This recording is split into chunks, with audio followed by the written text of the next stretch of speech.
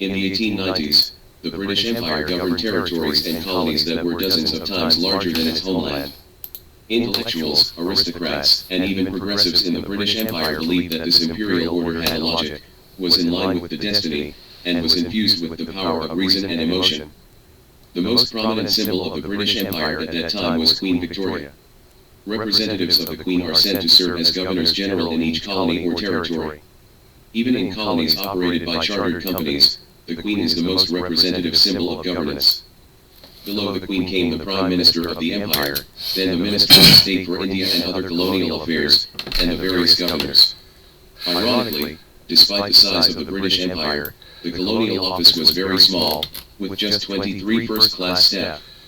They belonged to the West Indies Division, the North America and Australia Division, the West Africa Division, the South Africa Division, and the Asia Division. In order to manage the specific affairs of the empire, they required extremely profound knowledge, from the rotation system of tropical crops to the female circumcision, everything packaged. Therefore, the management method implemented by the colonial department is a non-interference policy, because it is too difficult to interfere. India under the British Empire was managed by a dedicated Ministry of Indian Affairs. In order to avoid malpractice, the Indian and colonial ministries, as well as the officers assigned to the various posts in the colonies, regardless of their rank, were appointed by the imperial government and not by the superiors of the posts.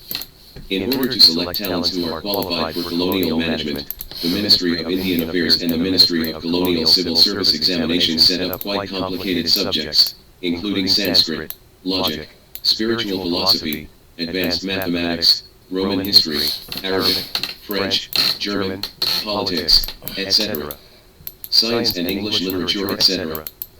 The British historian Jane Morris, 1926 to 2020, pointed out ironically in her book The British Empire Trilogy 2.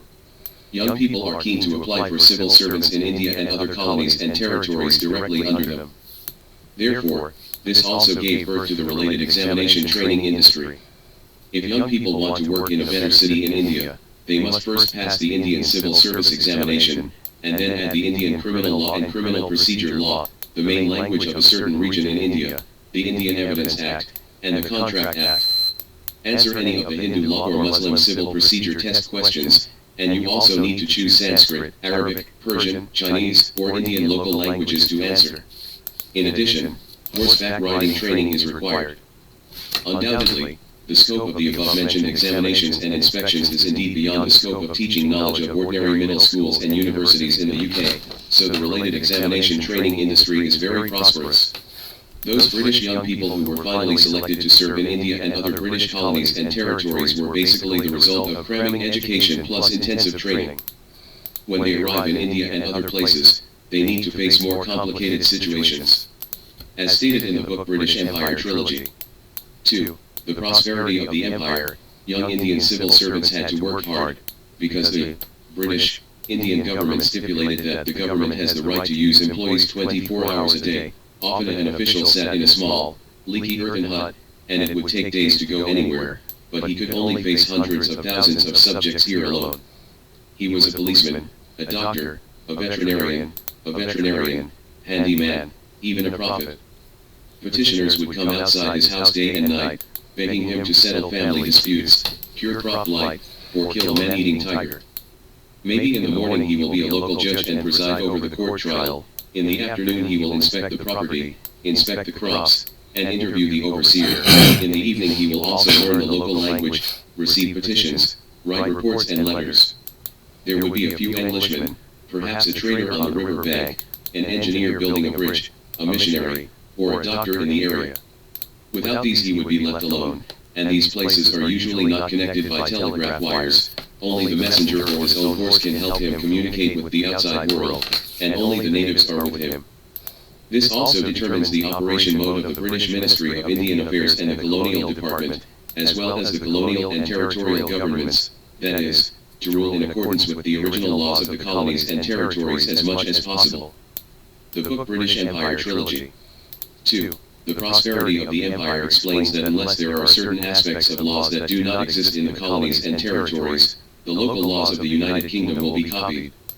The British law itself is intertwined with customary law, various regulations, and mixed with the orders of the colonial and territorial authorities, so this has led to the emergence of eloquent lawyers in the British colonies and territories.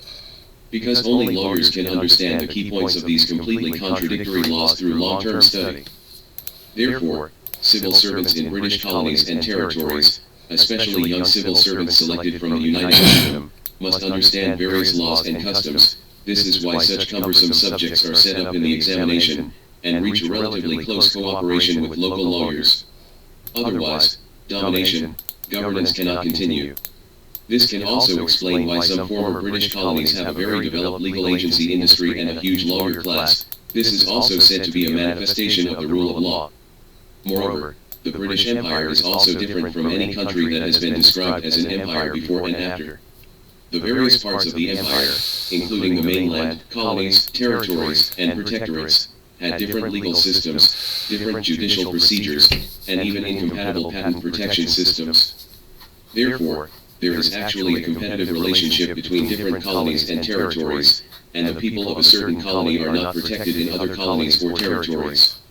For example, Indians will suffer additional discrimination when they arrive in South Africa.